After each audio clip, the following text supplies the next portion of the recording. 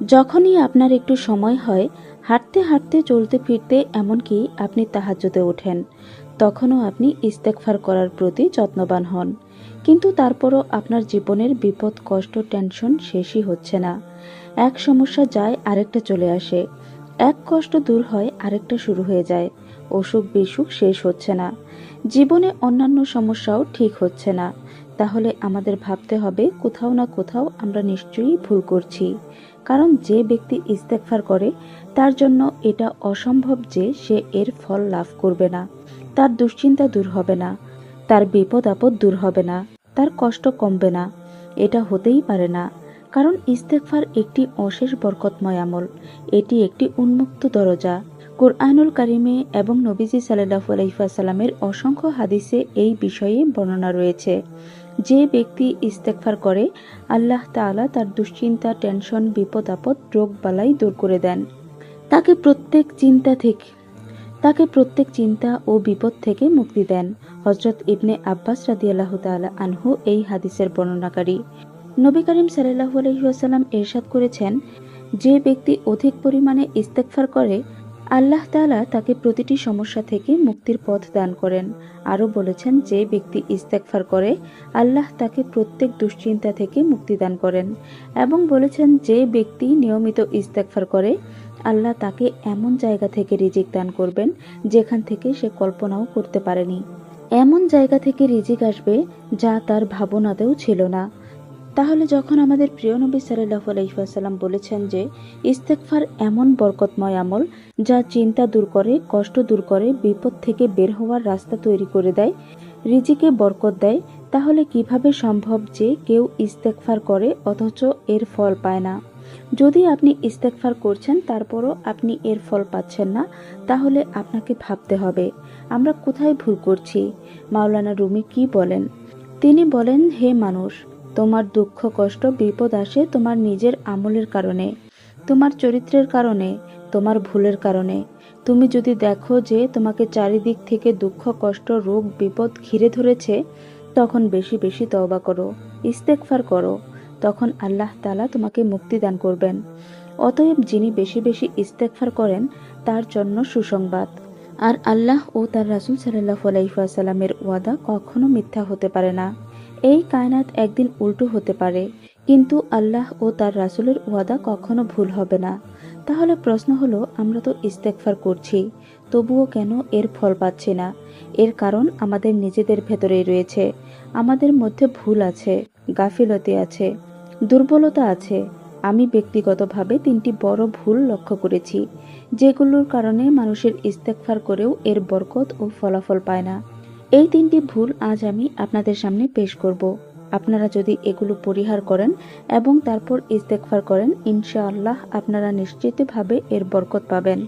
প্রথম ভুল, মানুষ গুনাহ করতেই থাকে, আবার ইস্তেগফার পড়েও যায়। সত্যিকার তওবা করা হয় না। মিথ্যা বলা, প্রতারণা করা, হিংসা, বিদ্বেষ, গীবত, সুদ খাওয়া, মানুষের ওপর জুলুম করা, অন্যের হক মেরে দেওয়া, জিনিসের কারচুপি, এসব গুনাহ থেকে ফিরে না এসে ইস্তেগফার করা কি কাজে আসবে? এটা তো একরকম মজা করা হলো। এটা তো এক ধরনের মুনাফিকের কাজ হলো। একদিকে বলছেন আস্তাগফিরুল্লাহ, আস্তাগফিরুল্লাহ, আস্তাগফিরুল্লাহ, আরেক দিক থেকে আবার সেই গুনাহই করছেন। তাহলে এতে ইস্তেগফারের কি বা লাভ হবে? একটা উদাহরণ দেই। ধরুন আপনি একজন ডাক্তারকে দেখাতে গেলেন। ডাক্তার বললেন, আপনার এই রোগ হয়েছে, এই ওষুধ খাবেন, কিন্তু এই খাবার থেকে বিরত থাকবেন। তারপর আপনি ওষুধ কিনে আনলেন, কিন্তু ডাক্তার যেগুলো খেতে নিষেধ করেছেন, আপনি সেগুলোর প্রতিটা খেতে থাকলেন। তাহলে বলুন, সেই ওষুধ কি কোনো উপকার করবে? না, ওষুধ কোনো কাজই করবে না, বরং সমস্যা আরও বাড়বে। একইভাবে আপনি যদি গুনাহ থেকে বিরত না হন, তওবা না করেন, তাহলে ইস্তেগফার কোনো ফল দেবে না। আপনি যদি পাকা সত্যিকারের তওবা করেন এবং আল্লাহর দিকে ফিরে আসেন, তারপর যদি ইস্তেগফার করেন, তাহলে এর এমন কোনো সম্ভাবনা নেই যে আপনি এর বরকত পাবেন না। আল্লাহ ও তার রাসূলের ওয়াদা কখনো মিথ্যা হতে পারে না। দ্বিতীয় ভুল, আমাদের ইস্তেগফারের উপর দৃঢ় বিশ্বাস ও গভীর আস্থা থাকে না। আমরা মুখে ইস্তেগফার বলি, তসবিহ হাতে আছে, বলছি আস্তাগফিরুল্লাহ, আস্তাগফিরুল্লাহ, তবুও মনে তেমন কোনো দৃঢ় বিশ্বাস নেই। একটা সন্দেহ, একটা গাফিলতি, একটা হতাশা কাজ করে। আসলে কিছু হবে কি না জানি না। এমন অবস্থায় ইস্তেগফার করলে তার নিজের আত্মাকে ছুঁয়েও যায় না। আমরা ইস্তেগফার করি কিন্তু আল্লাহর ওপর তাওয়াক্কুল রাখি না। আমরা ইস্তেগফার করছি ঠিকই, কিন্তু আমাদের বিশ্বাস নেই যে এতে আদৌ কোনো উপকার হবে কিনা। আমাদের ভেতরে ইয়াকিন নেই, আমাদের অন্তরে ইখলাস নেই।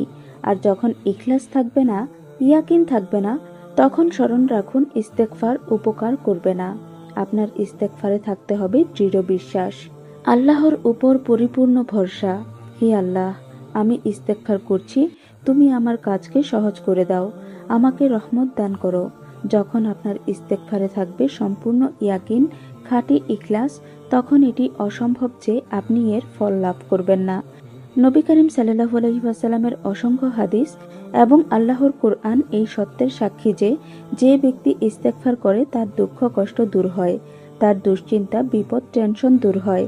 তাই ইস্তেগফার করুন, কিন্তু বিশ্বাস নিয়ে করুন, দৃঢ়তার সাথে করুন। তৃতীয় ভুল, অনেক মানুষকে আমি দেখেছি তারা শুরুতে খুব আগ্রহ নিয়ে ইস্তেগফার শুরু করে, কয়েকদিন, হয়তো এক সপ্তাহ বা 10 দিন, তারপর সেটা ছেড়ে দেয়। তারপর বলে ইস্তেগফার তো করলাম 10 দিন, কোনো উপকার তো পেলাম না। তারা ইস্তেগফার ছেড়ে দেয়, হতাশ হয়ে পড়ে। একদিন ইস্তেগফার করেন আর পরদিন আবার আগের মতো গুনাহে ফিরে যান। তাহলে ইস্তেগফার কিভাবে উপকার করবে? যেমন শবে বরাত বা রমজানের 27তম রাতে একটা রাত আমরা ইবাদতে কাটিয়ে দেই, কিন্তু এরপর আবার জীবনে গুনাহে ডুবে যাই, আগের অবস্থায় ফিরে যাই। এভাবে তো ইস্তেগফার কোনো উপকার করবে না। আপনি যদি স্থিরতা রাখেন, আল্লাহর উপর ভরসা করেন, সত্যিকারের তওবা করেন, গুনাহ ছেড়ে দেন, খাঁটি অন্তর দিয়ে ইস্তেগফার করেন, তাহলে আমি দৃঢ় বিশ্বাস নিয়ে আপনাকে বলছি, ইনশাআল্লাহ আপনি অবশ্যই ইস্তেগফারের উপকার পাবেন। হযরত হাসান বসরি এর দরবারে একজন লোক উপস্থিত হয়েছিল। একজন এসে বলল, হুজুর, বৃষ্টি হচ্ছে না, খরা চলছে, আল্লাহর কাছে দোয়া করুন যেন বৃষ্টি বর্ষণ করেন। তিনি বললেন, তুমি বেশি বেশি ইস্তেগফার করো। আরেকজন বলল, হুজুর, আমি খুব দরিদ্র, রিজিকে বরকত নেই, এমন কিছু বলুন যা করলে আল্লাহ আমার রিজিক বাড়িয়ে দেবেন। তিনি বললেন, তুমি ইস্তেগফার করো। আরেকজন বলল, হুজুর, আমি নিঃসন্তান, দোয়া করুন আল্লাহ যেন আমাকে সন্তান দান করেন। তাকেও বলা হলো, তুমি ইস্তেগফার করো। আরেকজন বলল, হুজুর, জমির ফসল ভালো হচ্ছে না, আগের মতো ফলন আসছে না, দোয়া করুন যেন আমার জমির ফলন ভালো হয়। তাকে বলা হলো, তুমি ইস্তেগফার করো। তখন একজন উপস্থিত ব্যক্তি জিজ্ঞাসা করলেন, হুজুর, দুঃখিত, কিছু জানতে চাই। 4 জন ব্যক্তি আসলেন, তাদের 4 রকমের সমস্যা। একজনের সন্তান নেই, একজনের রিজিকের সমস্যা, একজনের ফসল নেই, আরেকজনের বৃষ্টি দরকার। কিন্তু সবাইকে আপনি একই আমল ইস্তেগফার করার কথা বললেন, এর রহস্য কি? হযরত হাসান বসরি বললেন, হে প্রশ্নকারী, তুমি কি কোরআন পড়নি? তুমি কি আল্লাহর সেই বাণী জানো না যেখানে তিনি বলেন, তোমরা তোমার প্রভুর নিকট ক্ষমা চাও, নিশ্চয়ই তিনি ক্ষমাশীল, তিনি তোমাদের উপর প্রচুর বৃষ্টি বর্ষণ করবেন, তিনি তোমাদের সম্পদ ও সন্তান দ্বারা সমৃদ্ধ করবেন, তিনি তোমাদের জন্য বাগান তৈরি করে দেবেন এবং তোমাদের জন্য নদীসমূহ প্রবাহিত করবেন। সূরা নূহ। দেখো, কোরআনে আল্লাহ স্পষ্ট বলেছেন, ইস্তেগফার করলে বৃষ্টি হবে, রিজিক বাড়বে, সন্তান হবে, বাগান ফসল হবে, দুশ্চিন্তা দূর হবে। তাই দুনিয়ার কোনো বিপদ কষ্ট সংকট থেকে বের হওয়ার সবচেয়ে বরকতময় আমল হলো ইস্তেগফার। যখন শয়তান বলেছিল, হে আল্লাহ, আমি তোমার ইজ্জতের কসম করে বলছি, যতদিন মানুষের শরীরে রূহ থাকবে আমি তাকে পথভ্রষ্ট করে যাব, আমি তাকে সরিয়ে রাখব সিরাতুল মুস্তাকিম থেকে। তখন আল্লাহ তাআলা কি ইরশাদ করেছিলেন? আল্লাহ তাআলা বললেন, হে শয়তান, আমিও আমার ইজ্জত আর জালাল, আমার মর্যাদার কসম করে বলছি, যতক্ষণ আমার বান্দা ইস্তেগফার করতে থাকবে, তওবা করতে থাকবে, আমি তাকে ক্ষমা করে দিতে থাকব। এটা এক এমন দরজা যেটা কখনো বন্ধ হতে পারে না। হযরত ফাজালা বিন উবাইদ রাদিয়াল্লাহু তাআলা আনহু বলতেন, নবী করিম সাল্লাল্লাহু আলাইহি ওয়াসাল্লাম ইরশাদ করেছেন, একজন বান্দা আল্লাহর আযাব থেকে নিরাপদ থাকে, কষ্ট টেনশন বিপদ থেকে মুক্ত থাকে, যতদিন সে ইস্তেগফার করতে থাকে।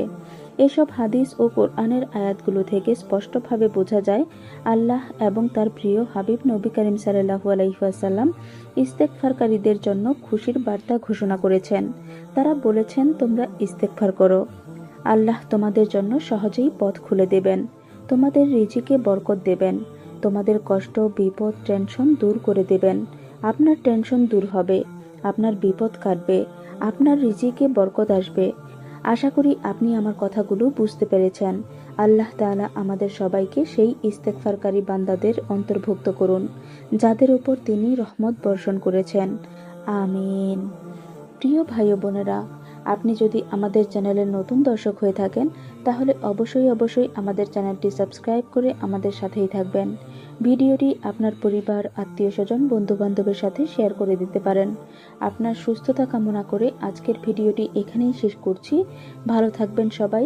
আসসালামু আলাইকুম ওয়া রাহমাতুল্লাহ।